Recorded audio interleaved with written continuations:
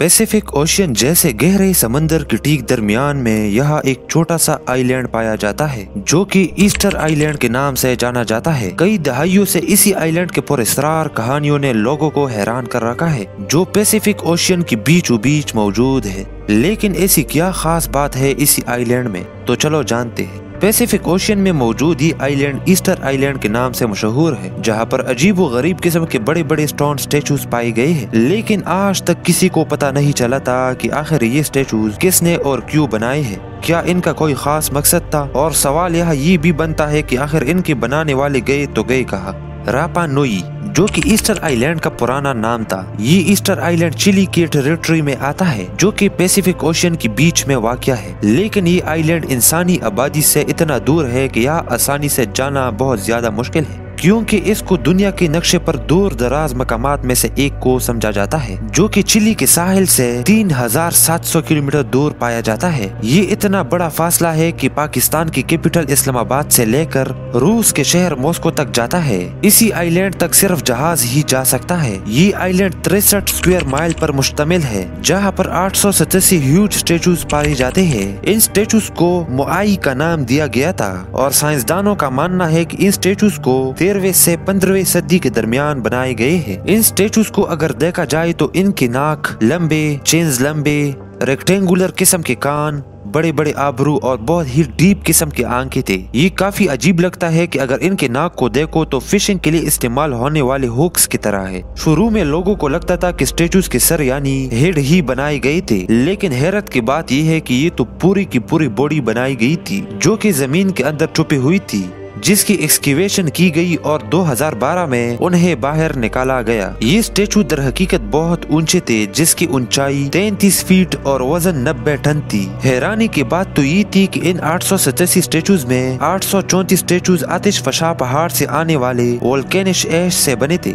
यहाँ इस आइलैंड में अजीब बात ये भी थी कि तमाम स्टेचूज में से एक ग्रोह का रुख समंदर की तरफ था और बाकी सब का रुख आइलैंड यानी अंदर की तरफ था। शायद यहाँ ऐसा उनका बिलीफ था कि ये स्टेचूज उनके मुहाफिज थे, यानी वो उन्हें अपना मुहाफिज समझते थे। इसी आइलैंड पर एक ऐसा मुनफरिद स्टेचू भी था जो घुटने टेकने की हालत में पाया गया था, जिसका नाम टुकुटोरी था।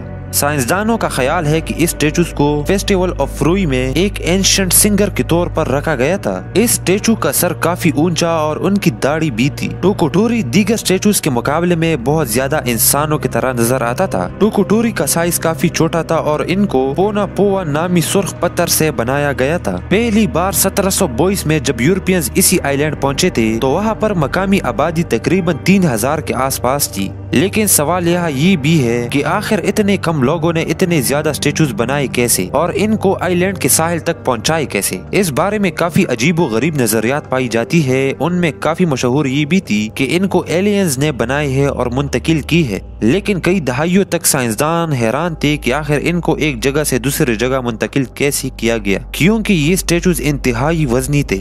लेकिन काफी वक्तों के बाद अमेरिकन साइंटिस्ट ने साबित कर दिया कि इन स्टेचूज को आइलैंड के बाशिंदों ने शायद इसी तरीके से मुंतकिल की हो, जो वीडियो में आप देख सकते हो।